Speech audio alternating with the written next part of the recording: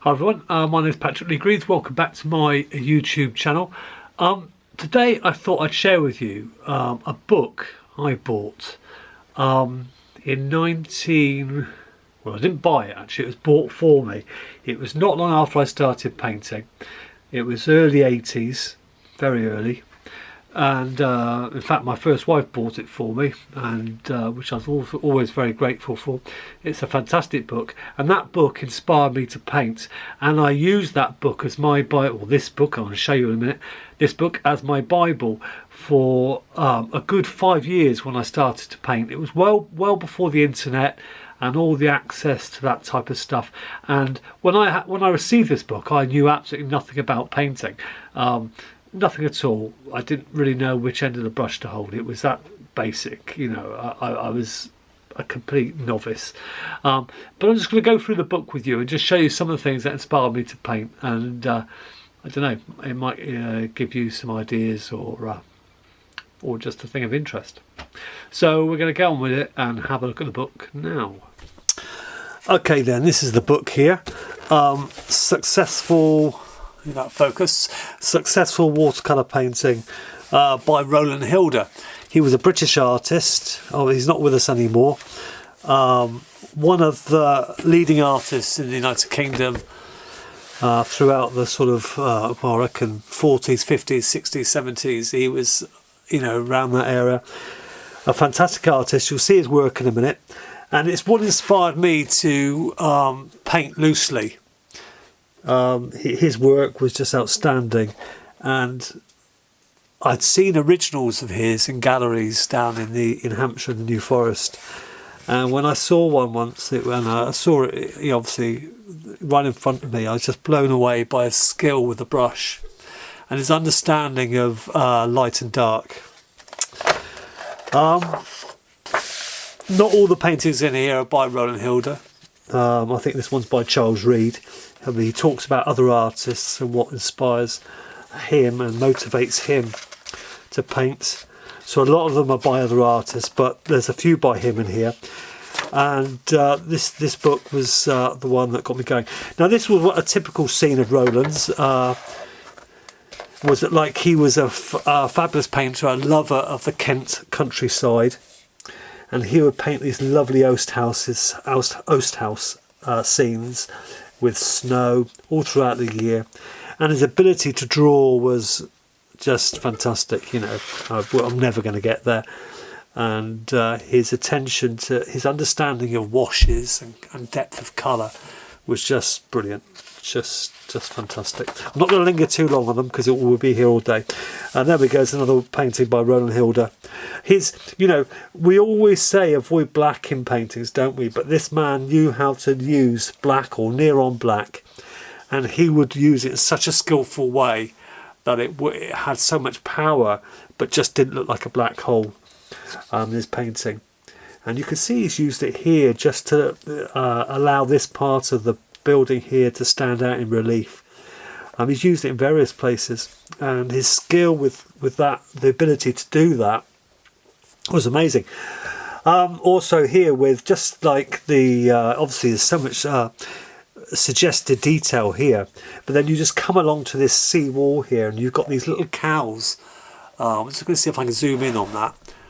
These little cows here, look, just here, silhouetted on the seawall through here, and it's just beautiful, and your eye gets taken to this but it trips over to this area.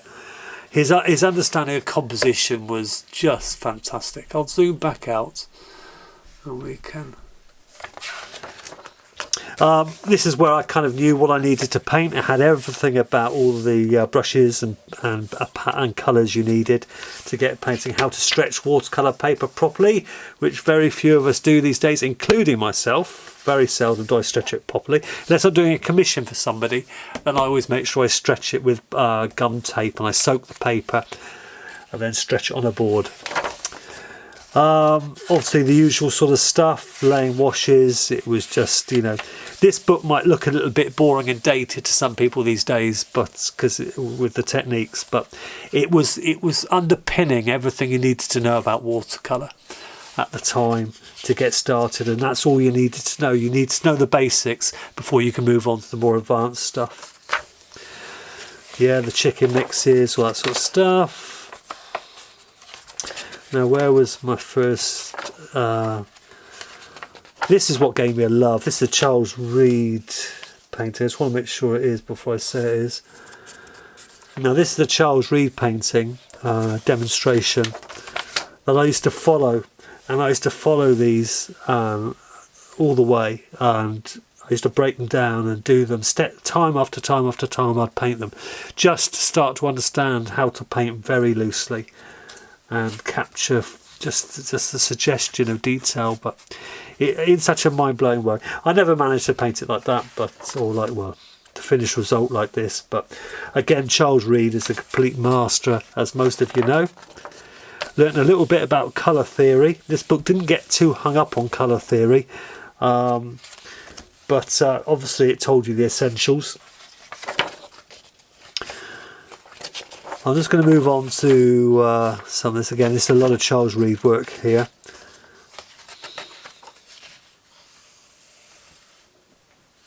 Now, this was a painting again I used to do. It was from this photograph here. How to create that feeling of light through trees. I found this a very useful exercise when I was starting out. I used to paint this over and over again just to learn how to get those vibrant greens and the light behind the trees. And of course, these are just beautiful paintings.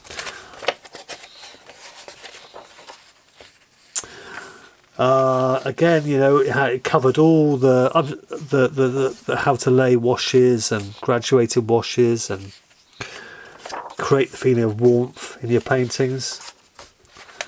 What to make? Let's just get on to some of Roland Hilder's work, really.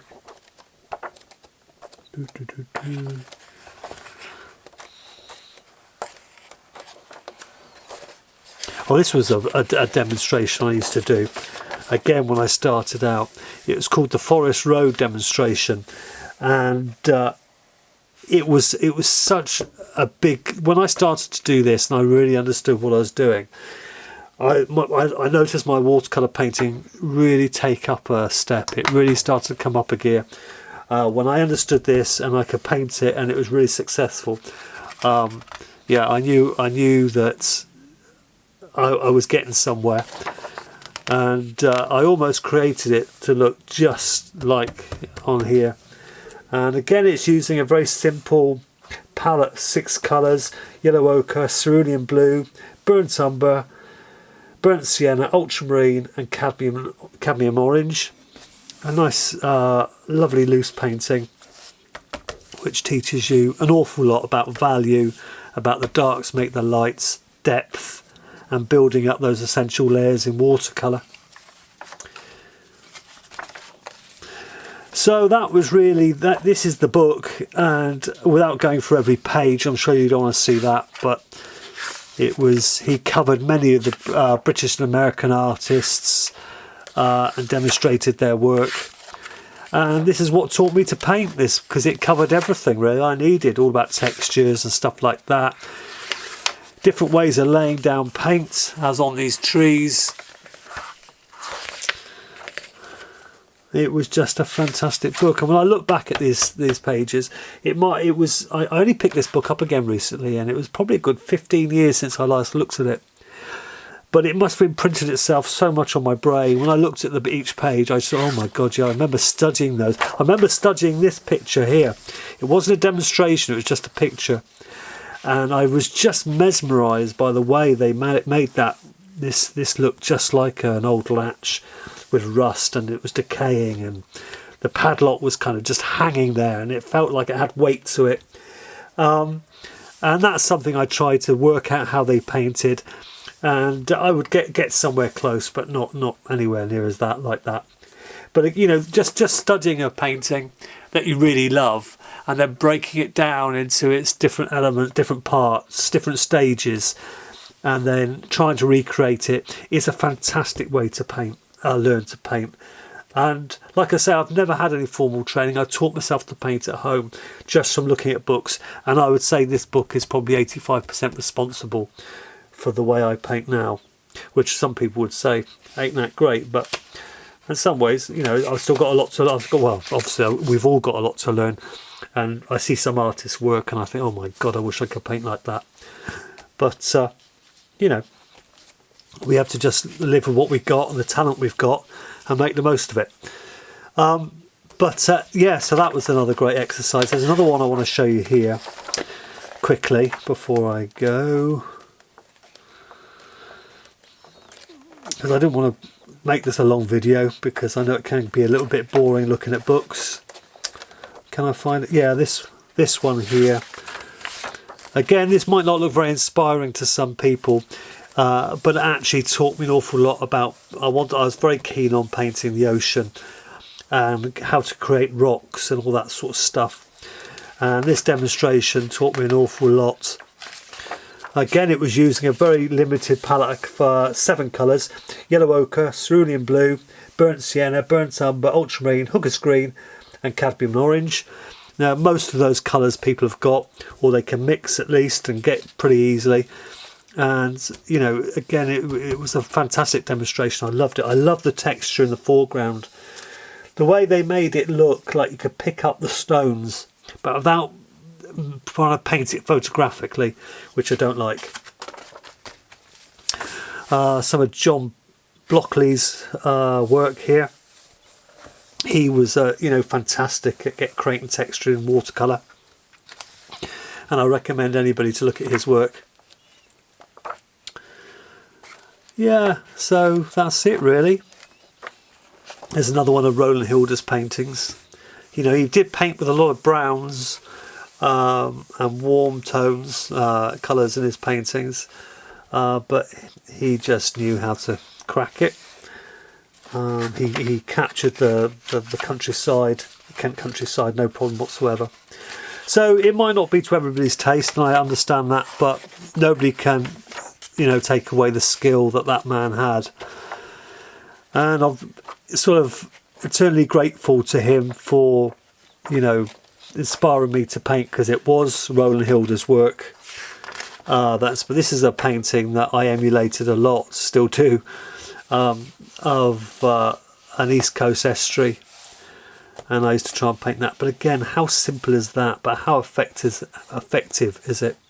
You know, the darks, the blacks in there, you know, that is black. I can't see any colour in there at all. It's very warm black, so it's, you know, it's very black, and but he uses it brilliantly, absolutely uses it, and he has a fantastic understanding of colour. Some of you may have seen my seascape videos on YouTube, and even though I don't base them solidly on this style, they're very much I paint them in this way, very loose, try and capture the movement and the feeling of the sea.